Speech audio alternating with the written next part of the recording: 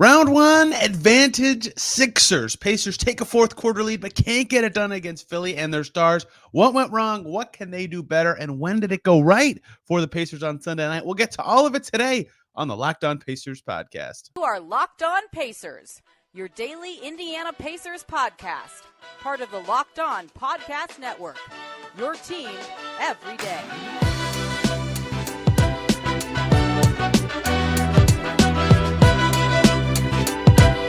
Happy Monday, everybody. Hope you had a great weekend, and welcome into another edition of the Locked On Pacers podcast, where we, of course, talk about the Indiana Pacers. As always, my name's Tony East. I cover the team for Forbes and SI, and today we're talking Philly. We're talking Pacers. Game one of the two-game set in Philly Sunday night. Pacers lose to the Sixers. Final score, not really indicative of the game to me, but the final score was 137 to 126. Really interesting game. Philly was really dominant for two stretches, and the Pacers were pretty good for the rest of the game. That's both encouraging and discouraging for the Pacers' prospects of beating this Philly team. We'll explain that all today as we break down the action.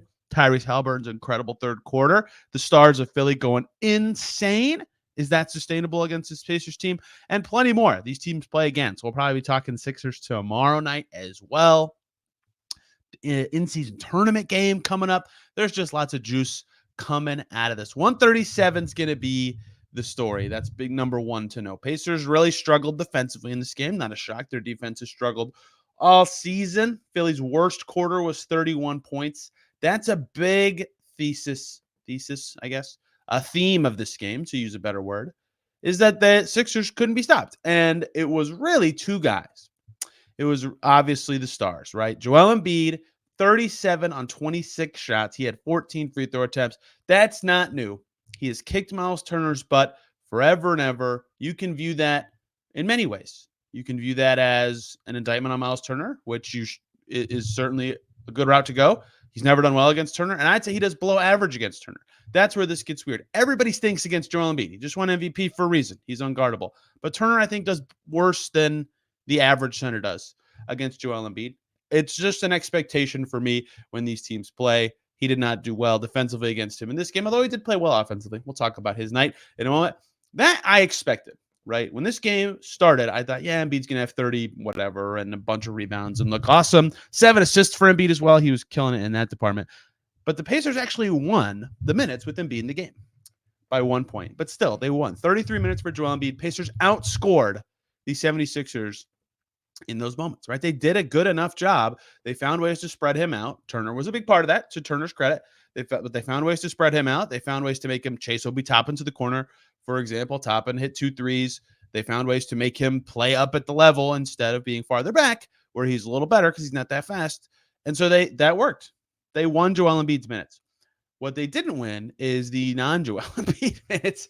They got smoked in those because star number 2 for the Sixers, Tyrese Maxey, who's a great player. Tyrese Maxey is an all-NBA track right now. No doubt. Deserved. Even before this game, that buzz was growing in media circles. And then he had 50 against the Pacers. 50. I expected before the game Embiid would be awesome and the Pacers would struggle with him because they have forever and ever. I did not expect that him and Maxey would combine for 87 because Tyrese Maxey would have 50 points. That's a career best for him. And that's where the Pacers defense fell apart, right? Nick Batum only took 5 shots. Tobias Harris was under 50% from the field. The Sixers bench in total made 5 shots. That's it. 5 shots total, right? The Pacers did pretty well against the non-star players for Philly, to their credit. Nick Batum had an okay night. He went 3 for 5 from deep. Like everybody else was just like, Tobias Harris had a fine game. But Maxey and Embiid were just so good, it didn't matter. They had the first 13 points for the Sixers, right? That's where this game really turned. It was 4-4, and then it was 13-4, and then it was 15-6. That's a 9-point advantage for the Sixers right there. They won by 11, right? That early stretch where Embiid and Maxey were just dominant was so much of this game because the Pacers, it got a little worse in the second. It got a little better in the third. There was a wave, obviously, but so much of the damage was done early in the game and setting the tone and finding where the cracks are going to be. And those two dominated. And I expected Embiid to happen. I did not expect Maxey to happen. And so a couple things you could say about this. Tyrese Maxey is really fast with the ball, and he's really shifty side to side. He can go both directions really fast. That's part of what makes him so freaking hard to guard. He got up 32 shots. He had 50 points, and he only attempted 3 free throws, right? That's insane. That's a ridiculous game. A lot of his shots, he took 21 twos, are like very repeatable. Tyrese Maxey can get that whenever he wants. Looks close-ish to the basket. That's where the Pacers really are going to need to adjust when these two teams play on Tuesday. We'll talk more about adjustments they can make later in the show, but those shots were process bad. That was like, oh, Tyrese Maxey just cooked you all night. Whoever was guarding him, I'll refresh and see if they have matchup data in for this game. Yeah, I kind of doubt it, but we'll see. Using NBA.com's box score, but they couldn't guard him. They had no chance. And he kept getting to his spots and scoring those baskets. So on the 21 twos he took, he made 13 of them, right? That's a very good game. That's repeatable. He can get to those spots all night. That could happen again. That part of their game on Tuesday could be repeatable. Now, what isn't it could happen again, but what isn't as repeatable is the threes. 7 for 11 from deep, and 3 or 4 of them with these step backs that you just shrug. And you just go, well, if he's making that, you just lose, right? And there was a great clip. The Sixers tweeted it out. I can't remember when I actually saw it. But anyway, NBC Sports Philadelphia broadcast. It was like Maxey's 3rd or 4th step back three. It was in the 3rd quarter. Bruce Brown's on him, and he makes the 3, and they cut to Maxey's face, and Bruce Brown's right behind him. And Bruce Brown's eyes roll so far back in his head because he's like, dude, what are we supposed to do about that, right? So the Embiid game, I think, is expected. I think that's going to happen again, right? On Tuesday, I bet Embiid's going to have 30 and 15, and it's going to be bad because they can't guard him, and Miles Turner can't guard him. Maxey, if they can reel him in a bit, that will give the Pacers a much better chance because he had 50, and he was a plus 17, and that's where the game shifted to me. The Pacers won the Embiid minutes. They have to do well in the non-Embiid minutes because Embiid's going to kick their butt, and they couldn't because Maxey was so good, right? That's where this game really shifted. There was this early second quarter stretch. Pacers got it down about 6-ish late in the first. There was this early second quarter stretch where it was Maxey, no Embiid, and the Sixers did really well in that stretch. And the rest of the game was as you'd expect, right? Embiid came in late and put it away, but the Pacers were really the better team from the mid-second quarter to maybe the mid-fourth, maybe the early fourth, whatever you want to say, right? And that early second where Maxey was phenomenal really, really turned the tide of this game. And that was the game to me. The Pacers had a chance. Yeah, they don't have the matchup data, and yet, unfortunately, on the NBA box scores, they had a chance to chip into it there. They did good to close the first quarter strong. TJ McConnell was giving them some momentum. That's how they got it back to single digits. And then Maxey kicking butt in that stretch really turned things for the Pacers. McConnell was still a good adjustment. And well, I bet he plays Tuesday again. We can talk about that. But this game was all about the stars and the Pacers' inability to defend them. And Embiid, they're going to have to double him because Turner can't do him one-on-one. Most centers can't, but Turner, again, like I said, gets his butt kicked more than most. They're going to have to send 2. Mathurin had some strength moments. Maybe it's those 2. A lot of the times if Embiid's cooking, Maxey, they've got to be ready to help. They've got to be ready to shrink the floor for him because he tore them up. He absolutely tore them up. He was looking to score too, right? He was passing fine, but he only had 5 assists. And he had 2 turnovers, right? He was looking to score, and he could get to whatever shot he wanted, and he could make it. And that's just the Pacers have to be better slowing him down because Embiid's going to get his and already make their life really difficult. If Maxey's going to do that, they have no chance. They had little chance in this game as a result of that. And if you had to boil it down to something, I would say it was the step back threes. And they were just mean shots. And this isn't to say it's luck. He created them. They're open shots because his step back is so impressive. He creates so much space. But if he goes 4 for 11 on threes, which is still fine, that's above league average threes for a game. This is a 2-point game, right? It's a totally different basketball game. So he was ridiculous. If the Pacers can defend him a little better, they'll have a better chance in the next game. And Embiid's probably going to be too much for them. Again, we'll see. They play in 2 days. We'll talk adjustments in the third segment. What went right for the Pacers in this game in general with the game flow? What do they need to look back on and really reflect on in their Monday film session? Lots more thoughts about Sixers Pacers coming up in segment 2 here. But first, guys, we absolutely have to talk about the great people over at PrizePicks, who are making the largest daily fantasy sports platform in North America. It's easy, it's exciting, it's simple. You pick more than or less than on 2 to 6 player stat projections and watch the winnings roll in. Basketball season's here, so you can do combo projections now across football and basketball. For example, Travis Kelce and LeBron James combined 10.5, made threes plus receptions. That's how you can do more or less than that. They also have a reboot policy, so your entries stay in play even if one of your players gets injured for football and basketball games.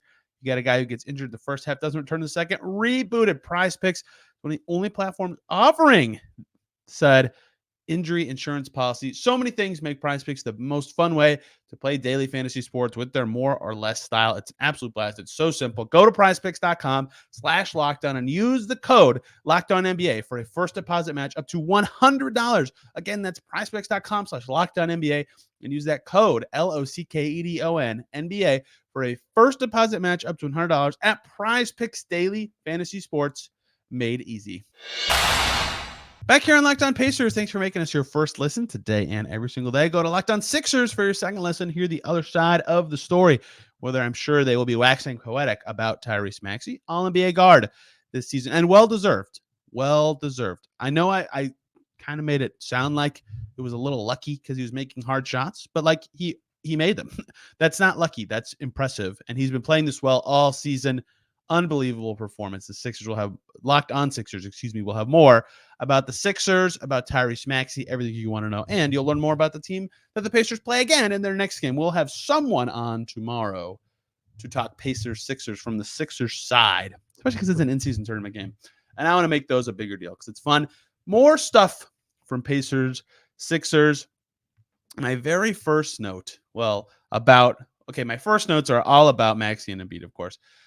And Buddy Hield had a huge stretch to keep the Pacers in it, and then his effectiveness kind of dipped away, right? I think he's super bummed about how he's shooting right now. He was 4 for 8 from 3 in this game, but in general did not play the best game ever. But my first note that I really want to talk about from this game, and something that I think the Pacers will rely on again come Tuesdays, TJ McConnell. TJ McConnell came in for the first time in the second quarter, I believe, of this game. I will double check as I'm talking. But the Pacers were getting embarrassed. Yeah, he did not play in the first quarter. Pacers were getting embarrassed, and they needed a sub. They went down as much as 19 in the second quarter of this game. TJ McConnell came in. He played the final 9 minutes of the second quarter, and he had 1 rebound, 1 assist, 2 steals, a block, and 6 points, and was +8 in that second quarter alone. +8 was huge in the comeback. And then they turned to him again in the second half, and he made his only shot. He had another rebound. He had another steal, and was a +2. He finishes +10 in a game where the Pacers lost by 11.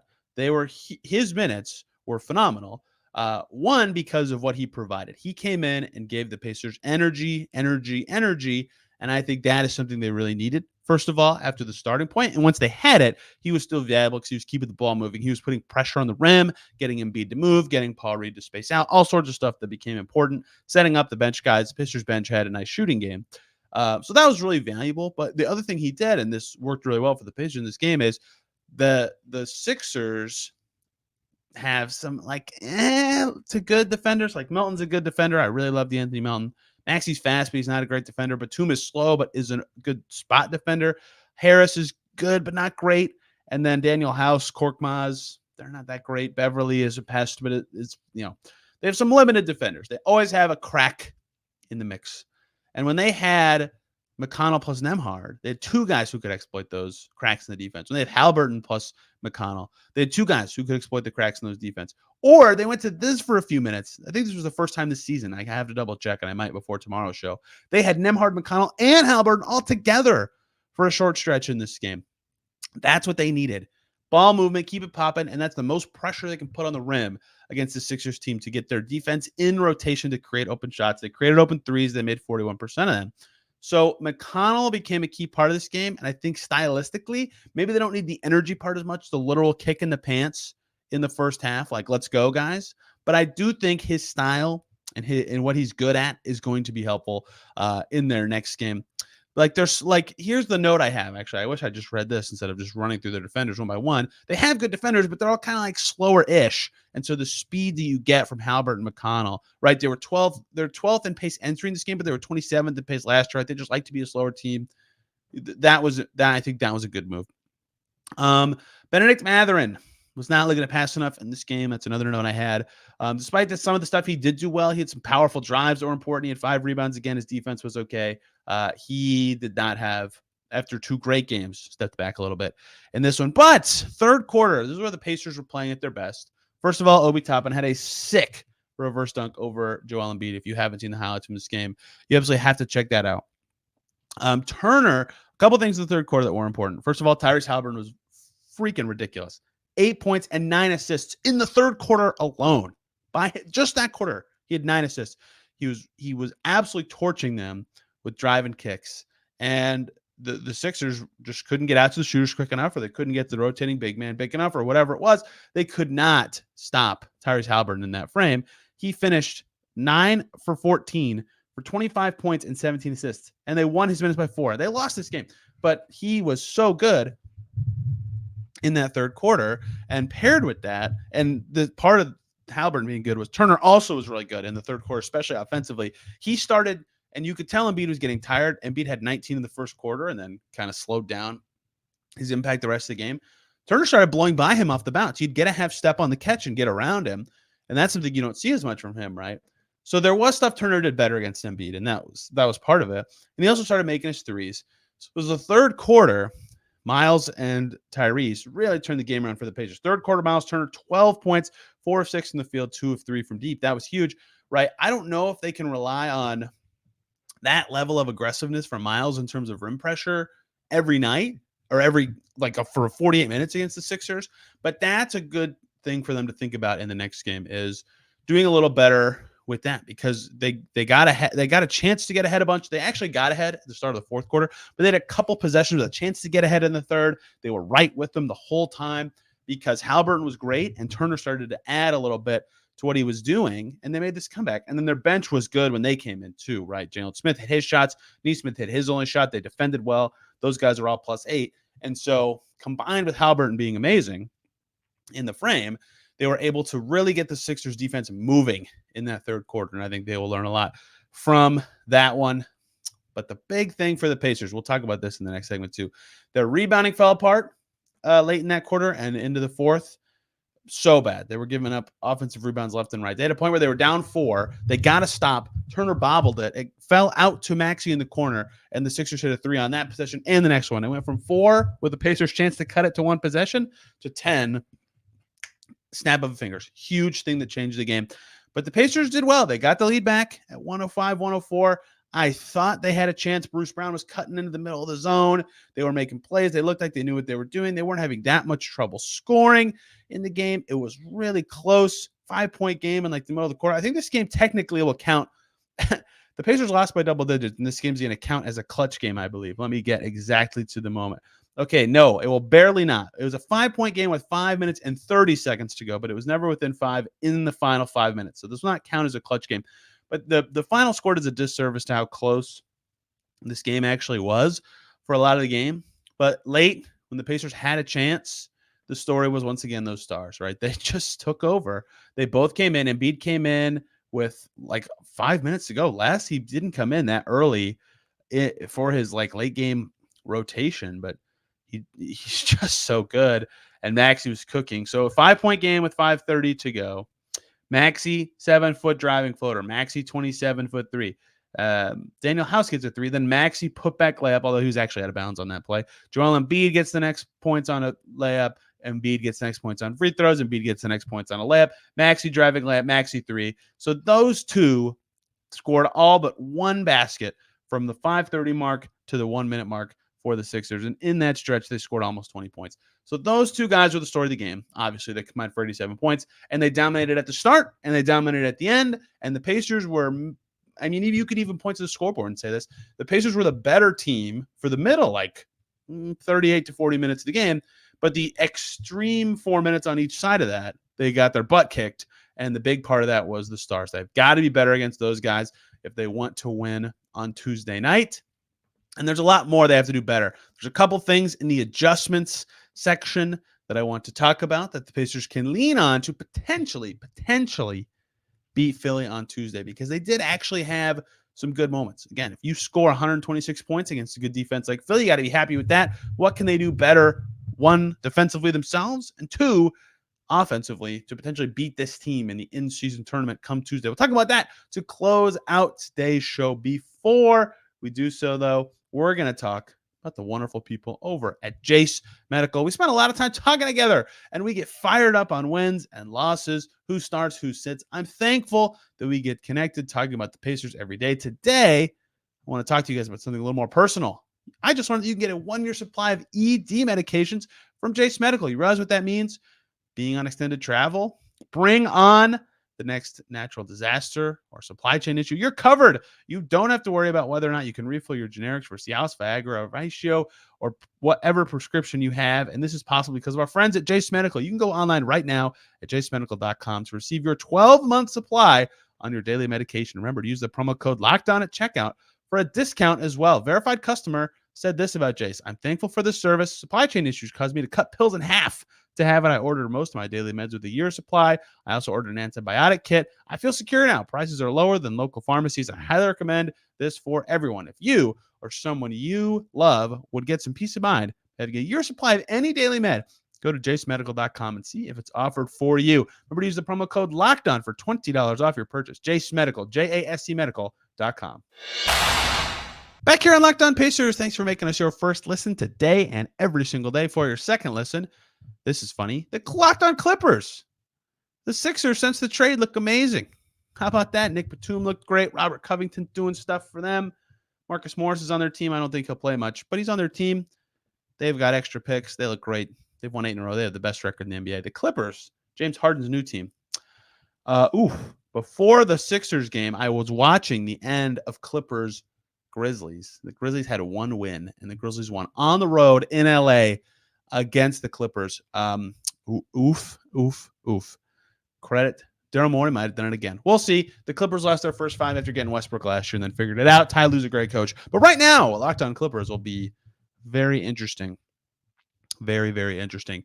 The Pacers, speaking of interesting, have a few interesting things they can do to play better in their next game. I touched on one earlier, and I'm going to start with this. Rebounding. Oof. I'm normally not a guy who thinks rebounding is the most important thing ever. I'd consider it one of the least important stats that's like tracked in a box score. A lot of people disagree with that. That's fine. I'm not here to wax poetic about what rebounding is and isn't. What I am here to say is you cannot let the 76ers get 23 offensive rebounds. That's ridiculous. 8 for Embiid, which was crazy. 4 for Tobias Harris. 3 for Tyrese Maxey. Those are the ones that kill you. I expect Embiid to kill the Pacers. That's not a good thing. They should not be happy about Embiid kicking their butt. They need to do better against him. But he's done this for a half decade and plus now. But the ones I just said, that's 9. Harris, Maxey, and Batum get you 9. Like, that can't happen. 9 is more than the Pacers had. The Pacers had 8. So, of course, they got to do better there. Doing better on the glass is like a never-ending goal for every team. But specifically for the Pacers in a game where they're already out-talented, right? 2 stars on the Sixers. They're just ridiculous. They cannot lose the possession battle. The Pacers shot well. They shot a better percentage from the field than the Sixers. They shot 52.2%. They made 41% of the threes. The Sixers also shot really well from 3, to be clear. The Pacers got to the foul line 1 less time than the Sixers. Joel Embiid's team. The Pacers got to the foul line 1 less time. They did a good job being efficient, getting to the line, making threes, all stuff you have to do if you're going to win against a team that has better talent than you. But you know what they didn't do well is the possession battle. Those offensive rebounds, 15 of them were killer. Pacers had 10 turnovers. That's awesome. They've been a great team taking care of the ball this year. The Sixers had 11. So the Pacers win that part of the possession game. Having more chances to actually score the ball is important. And so you've heard all these stats. Pacers shot it a little bit better. They shot well from 3. They didn't turn it over as much. And yet, because of these offensive rebounds, the final tally, the Pacers took 90 shots and the 76ers took 105. And they were 1 free throw apart. Sometimes free throws can skew those numbers. They were similar on free throws. They got fouled about as often as each other. But the Sixers took 15 more shots. That is a losing recipe. So even though the Pacers shot a better percentage, they made 6 less shots from the field. That's hard to overcome. You got to be way better from 3 or from the foul line to overcome that, and the Pacers were not. So the biggest adjustment the Pacers can make is, of course, big men, whoever's on Embiid, mostly Turner, a little bit of Jalen Smith. You got to hold them to less than 8, but everybody's got to be better on the glass, right? They should not be getting as many as they did from non-Embiid players. Tobias Harris specifically getting 4 was brutal. 3 from Maxey, a guard. I mean, that can't happen. So adjustment number 1 for the Pacers, they've got to be better on the glass. That was both a 5-minute talk about how bad the rebounding was and the fact that it's got to be better. I think they got to go to those McConnell minutes from the jump in the next game. I think they will, just given how well it went. I know they're not going to turn to McConnell every night. Rick Carlisle has said, 1, that guys have got to earn minutes, and 2, he's not going to go to 10 guys just to play 10 guys. But if the 10th guy is giving them a look that, of course, like I said, McConnell's energy was a big part of what made him good in this game, but also the extra ball handler against this Sixers team specifically, I think is a good look. And I think it's something the Pacers should try again on Tuesday. If it's not working or they don't need, McConnell's skill set as much as they did in this game, maybe don't go to it. But I think that was something that was successful for them, and turning to that a little earlier. Andrew Nembhard was fine, but getting a little more from the ball handling with the bench would go a long way, because the bench groups were good for the Pacers in this game. Jalen Smith had another nice game. He's been rock solid all season. They won Nesmith's minutes. Nesmith played 26 minutes. Pacers outscored the Sixers in those minutes, and he is strong enough to give you a couple possessions on Embiid. You don't love it, but it works. You can also stick with Maxey a little bit, but he hit half his threes. Right, the bench was good in this game. If they could just get a little more from Nembhard, that'd have been great. But in general, McConnell was a big part of those guys doing well, right? He had a nice game. I think you turn to him for 48 minutes next time, or not play 48 minutes, but from a 48-minute game plan, you turn to McConnell as a part of that. And I think that could go really well, because the bench was something I put in my notes. I think that group was doing well. I think that group did way better than the Sixers bench. They flashed a graphic on the Bally Sports Indiana broadcast early in the fourth quarter. I don't know what this number ended at, but the bench points at that time was 31-6. It was ridiculous. The Sixers bench ended with 13 points. Right. Buddy Hield alone outscored their bench. So those bench minutes are important for the Pacers. They need to do well on those again. And I think McConnell was a big, big part of that. So sticking with that, I think will be important. And just in general for the Pacers, the glass is the big one of those things, but they generated pretty good looks, right? They're happy with they got to be happy with their threes and their shooting percentage against a good defensive team. So the only other thing would be defending Maxey better specifically. And I don't know if that's a lineup change, not moving someone to the bench, but I mean instead of Bruce Brown, more Mathurin on him or something, because Bruce Brown's the best option. And I think Bruce Brown should be the guy on him, even if it didn't work particularly well in this game, or if it's a slight schematic change. But to me, you just got to try to shrink the floor a little bit more. I'd have guys help in a little half step more. Batum obviously going 3 for 5 from deep killed you. Tobias Harris went 0 for 3. Embiid went 1 for 4. Melton went 1 for 3. So maybe you live with some of those guys taking threes early on Tuesday. If Batum's crushing it again or Harris starts hot, you got to maybe switch the pendulum back a little bit, but make someone else beat you if you're the Pacers, right? That kind of helped them against the Bucks is, all right, Giannis can get to 54, but no one else is going to go crazy against us. That seems to do well. If they can, balance that a little more in a way that's okay, maybe Maxey and Embiid will do their thing, but we got to try to slow Maxey a bit more if it means no one else goes crazy. And if that works, that could be better. But I mean, again, like I said, I think Maxey just got to whatever shot he wanted so easily that they just got to hope some of those step back threes don't go in at the rate they did. Because if they do again, they have no chance. The Stars were too good, and maybe they will be again. Haliburton was phenomenal. Aaron Nesmith was rock solid. McConnell was huge. Turner on offense was good, but they need Turner to be better defensively and on the glass. They need a couple other guys to step up on the offensive end. Obi Toppin, I haven't said his name very much. He had a very nice game, 6 for 7 from the field for 14 points.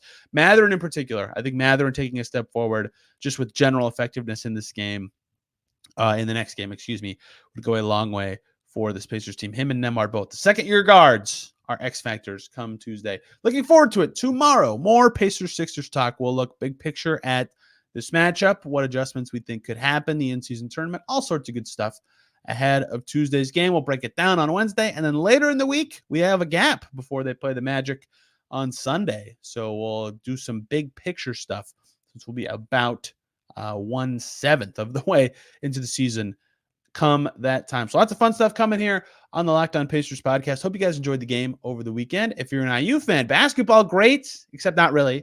They've looked horrible, but they've won both times. Football, not so great. If you're a Purdue fan, football, great. Basketball, great. Congratulations to the Boilers on a football win over the weekend. Be back tomorrow talking Pacers Sixers. I'm on Twitter at Tony R. East. The show is at Locked On Pacers. Thank you guys a ton for listening. We'll see you soon.